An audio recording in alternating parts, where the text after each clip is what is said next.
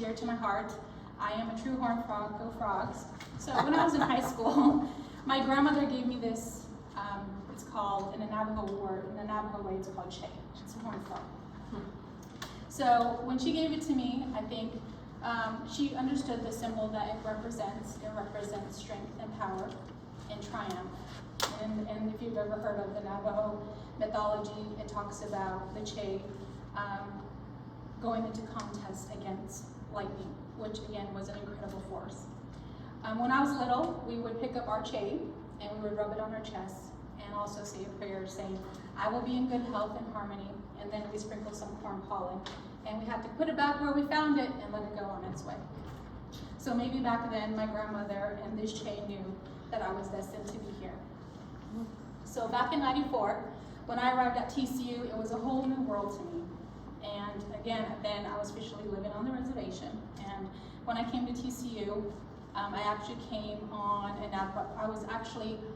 came on a scholarship, which was a Chief Manuel Scholar, which was actually the reason why TCU came to my school. I tell Scott this all the time. I have no idea how TCU discovered Shiprock, New Mexico, Shiprock High School on the res, but that's kind of how we, I think there was 6 of us that came here to TCU.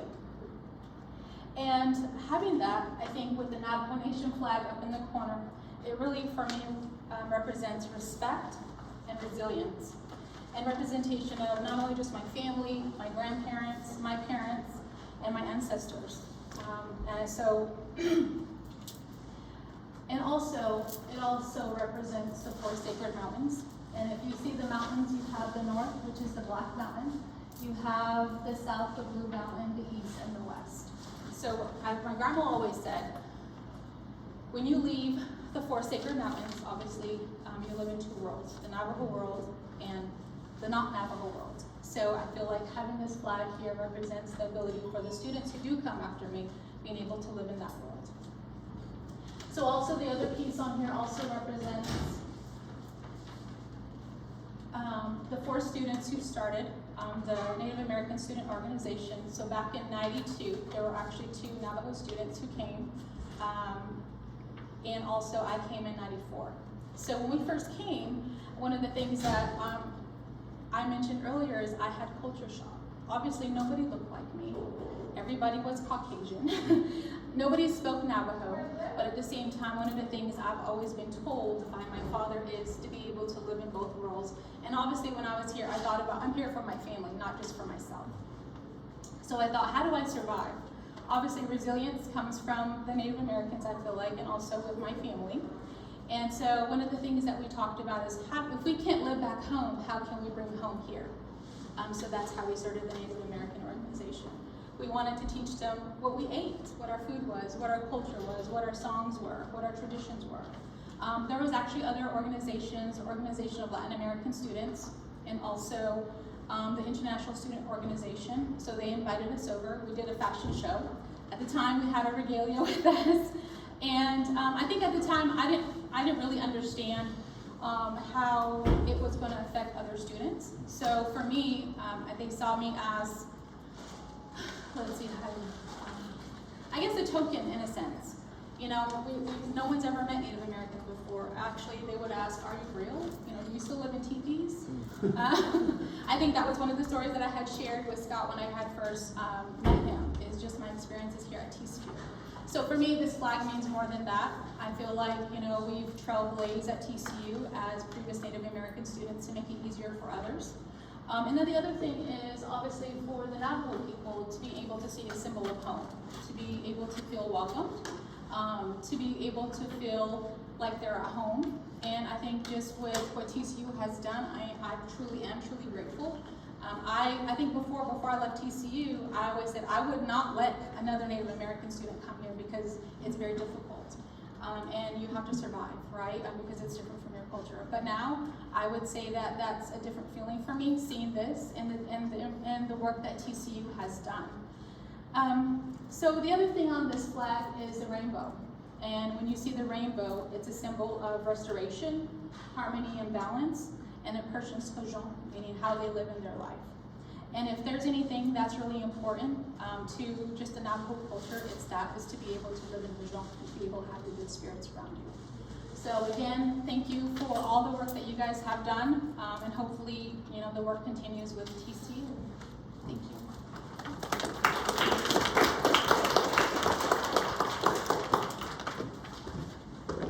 Thank you so much, Tabitha, for sharing your story, and we're so excited that the Navajo flag is able to be housed here in the library. We appreciate your commitment, Tabitha, to strengthening our community and for your love of TCU. As we reflect on TCU's history of Native leadership, the stories of our current students live on through the representation in these flags. 6 of the flags that you see today represent students who were present at TCU during the 2022-2023 school year, which is absolutely incredible. And now, to share a little bit more about this project, I would like to invite Dr. Joshua Arce to come up here and join us. He's President and CEO of Partnership with Native Americans. Bonjour, Iguyen, Shkiga Badish, Nabadish, Disney, Joshua Arce, Dejnakas, Chek Wax, Daniel West, Godani, Wadami, Minadao. Joshua Arce is what I'm called. My Indian name is Shkiga Bad, means bad thunder. I'm Potawatomi. And I've just been honored and blessed to get to know a lot of the counterparts here, the colleagues here. I'm President and CEO of Partnership with Native Americans. We're a nonprofit that's based out of Dallas, but the majority of our work takes place in the Southwest and Northern Plains. But prior to coming here, I was at Haskell Indian Nations University in Lawrence, Kansas for about 12 years. I'm also an alumni of Haskell Indian Nations University, and so I'm a product of a tribal college. Being a member of the Prairie Band Potawatomi Nation of Kansas, that's my identity. That's who I am. That's who I've grown up to be. Who I've identified with. My mother, we were on the res for a while, so it was a very enriching experience. But through that process and through learning and through education, watching her go through those same trials, my new education was a key component to changing outcomes. And so she really impressed that upon me from a very early age. And I took those lessons. And so through those lessons and having gone through Haskell, I went to KU, I graduated from law school. I always knew that representation and visibility mattered. In the darkest of times, when there's no voices and nobody's telling your story, it's up to you to tell your story. And so I think with this project, I approached Scott about it, and the way it came to fruition, the fact that it's here, and I heard a young man say, I didn't know this was here. It wasn't here. It didn't exist 6 months ago. It was a visioning process. It was some steps that took place in order to make it happen. And this is what it's about. This is the visibility. These are the stories. This is how we can share, those stories of resilience, the stories of hope, the stories of change, of success, of empowerment, of doing great things. And we all have those stories. I think that as I've done this work in the nonprofit space, and I'm working a lot with corporate partners and sponsorships, tapping into those circles and really hearing how many people say, I think my grandmother was Choctaw, or I think my so-and-so was Native. Society had pushed those stories so far to the side and out from the middle that it's a complete loss of identity. And so now, as we're reclaiming that identity, and it's okay, it's something to be proud of, it matters about your health outcomes. Let's start figuring that part of us out, who we are, our identity, what we can become, because we can achieve great things. Some of us may return to reservation communities. We may stay very rural. We may end up in an urban center, but we can be successful wherever we are. There are no limitations to the amount of success that we can achieve as Native people and in an educational system, especially with the type of support that we have at an institution like this. When I was in Lawrence, Kansas, part of the University of Kansas, an R1D1 school, there were a lot of opportunities there. And I wanted to make sure that every Native student had that chance as well.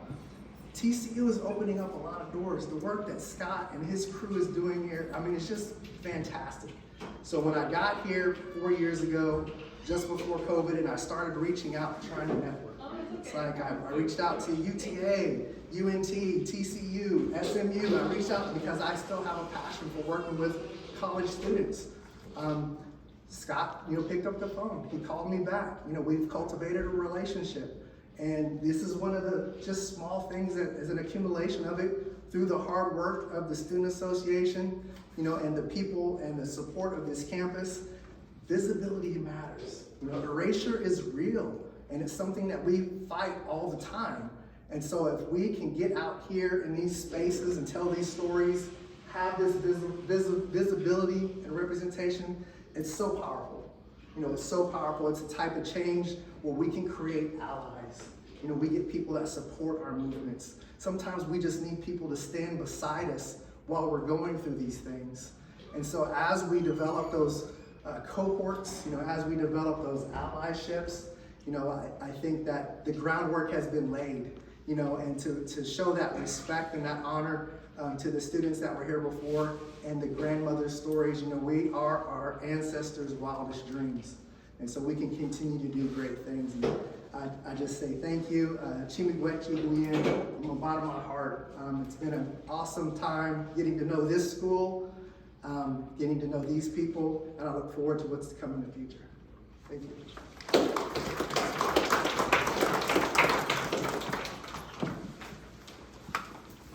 Thank you so very much for being here with us, Dr. Arce. We just so appreciate you, and thrilled to be able to have you as part of our project. Thank you from the bottom of my heart on behalf of NISA as well. It's appropriate that this display is housed here in the library, where students are gathered, research is welcomed, annals are chronicled, and stories are told and preserved. This is where the past and the present meet, right here, with these flags, with this living monument, the people standing here under these banners. This is the legacy that will continue as a blessing. Our circles, they're made stronger whenever we grow, and the circle gathered here today will be blessed as you join us in honoring our Native brothers and sisters that are represented in these flags. I want to give a few special thanks to the people that made this dream come to life. First, Dr. Arce, thank you so much for your generosity, for your time, and for your commitment to our students, to our community. We could not have done this without you. Thank you so much. Dean Hull, I know, there you are. Thank you so much for helping us bring this to life and for letting us use this sacred space. We so appreciate your commitment. The tribes that are represented here, thank you for your strength, for your commitment, and your support of our students. Dr. Scott Langston, who wasn't able to be with us here today, but he's incredible and truly made this whole project come together. I would also like to thank President Poland and Chancellor Boschini for their support of our work and just supporting who we are as Native peoples on campus. And I think that about wraps up our flag blessing and welcome. Please feel free to stay around, take pictures. Dr. Langston also wanted me to pass on the message. There's a study wing that is now very representative of Native peoples. Right, if you go right up these stairs, you'll see it at the end of the walkway, and I would highly recommend you just go check it out. Yeah, I'm happy to take people down just so you can see it. You get a personalized tour. Can I get one picture of everyone on that level as a group, and I'll go up to the higher level and we'll get everybody from there? Yes, thank you all so much. Oops.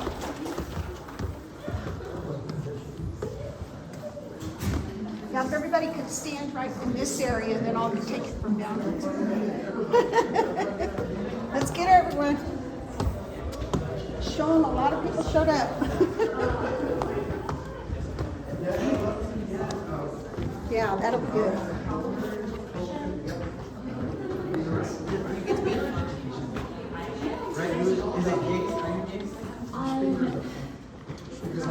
Little complicated.